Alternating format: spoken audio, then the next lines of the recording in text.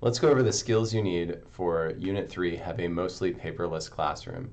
There's a lot in this module that you can unpack in each of these skills. This is a high-level overview video that you're meant to be able to watch in like 4 or 5 minutes and just have a sense of like, oh, I can do that. If you really want to dig deep, you're going to have to click on the Learn How and read through all of them. Or a lot of this material is covered in our Google Tools or Google Classroom electives. So if you're not taking them now, consider taking them at some point throughout the summer. But let's dive into it. Managing folders in Google Drive. So let's see what they have to say here. So organize your folders, some basic stuff, move a file or folder, and I'll show you what that might look like. And here's one actually that I didn't even realize was available. So I'm going to go to my Google Drive and I'm going to create a new folder, all right, by clicking on the plus button, clicking new folder, call that skills, and there it is. So I've created a new folder. Now I can start moving things in here.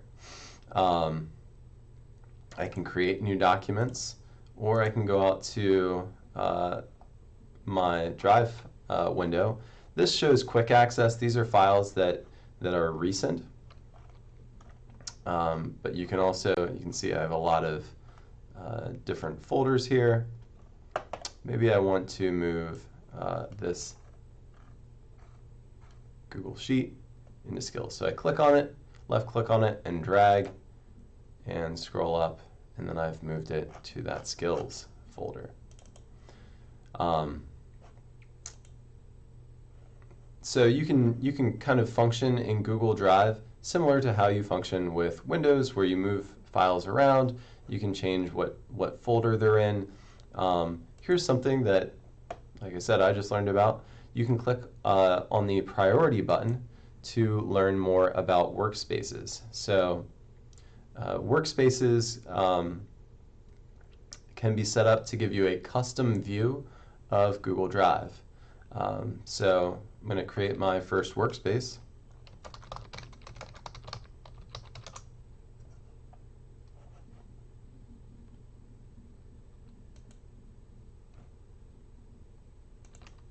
And I'm going to add in all of these items that I've been working on for this training session. I'm going to click Done. I could add more files to that, but this workspace gives me, and I'll rename that to, so now I've got a view of all of the files that I'm working on for my June 2020 training. It gives me, direct access to those files. And the nice thing is I can get that workspace view without moving everything. You might say, well, why not just move everything into one folder? Well, the answer might be that those documents need to stay in different folders based on some other requirements. Workspace gives you the opportunity to change that. But let's go back to the skills you need and see what else we have there. How to upload files in Google Drive. Probably the simplest way to do that, go to My Drive, click on New, click File Upload. Now you have two options. You can upload one file at a time, or files at a time, or you can upload a whole folder from your computer. One other tool that's available to you guys when you're here on campus is that I have Google Drive File Sync installed on all Windows devices here on campus, and that allows you to set that up.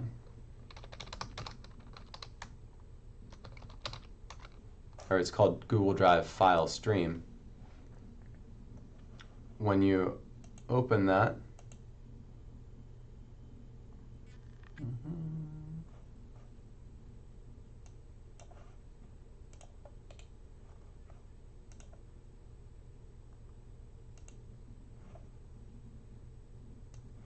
you'll get a preferences window like this where you can sign in with your sullivanschools.net account.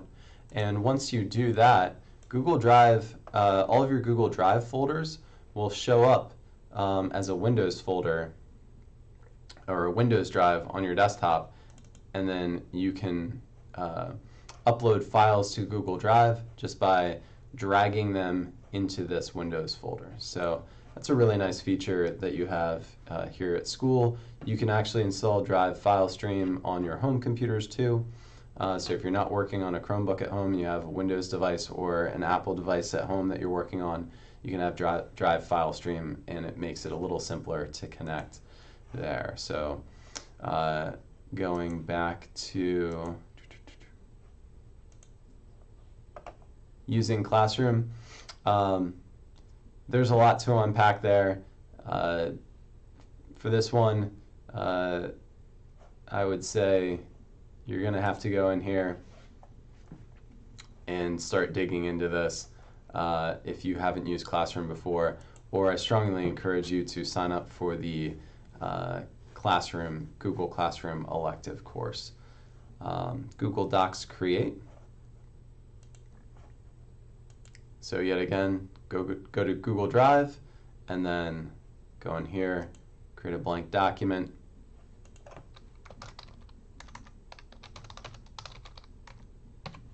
There you go. And you've created a Google Doc. Google Docs Share.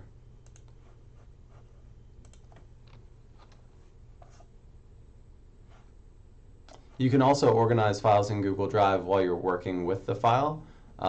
It shows you the name, and then it says in, and then it shows you the folder. I want to move that to the skills folder. I drag down and find it, click there, click move here. Now I want to share it, and I'm going to share it with this student account.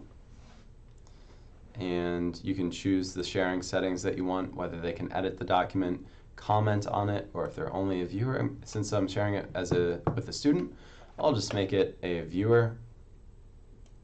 Here you can send a message to the person you're sharing it with, and click send. This notify people option means that you'll, in addition to the person having the document available to them, shared with them in Google Drive, they'll also receive an email saying that you've shared it with them. So I'm going to click send, and away it goes. Google Forms Create, and Google Forms response destination, and sending a Google form. So this is important, and it's covered in more detail in the Google Tools section course, but you just go down to more, Google Forms, blank form,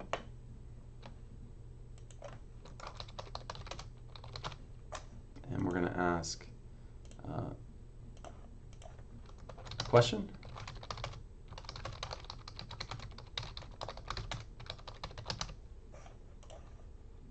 We're going to give it a name, and by default it'll take the title that you had up here and throw it in here, but you can change that and have a different title here that the end user actually sees. So we've created a Google form, we've added a question. We can move it to a folder once again up here. Take that down to the skills section.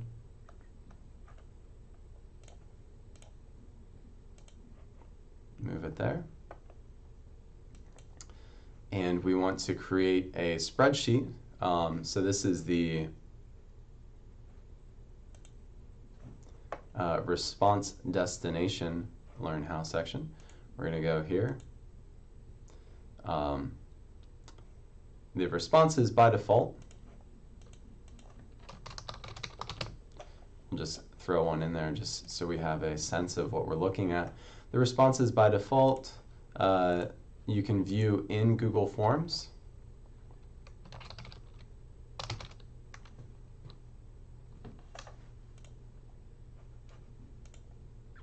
Okay, and you can view a summary of them. You can view the results by question, and you can also view individual results. So the form submission 1 said using forms, and form 2 or submission 2 said learning. Sometimes this isn't the easiest format to view results in, so you can create a spreadsheet, a Google Sheet, that you can view the results in. You have two options to either create a new one, or if you have a series of forms that are kind of connected together, you can select an existing spreadsheet, and that way the form results for each of these different forms goes in the same spreadsheet. But we'll create a new one. By default, that's that Google form will get saved to Google Drive in the folder that the Google form is in. And here you can see that there's a spreadsheet with a timestamp of when the results went in, and also the results to the questions.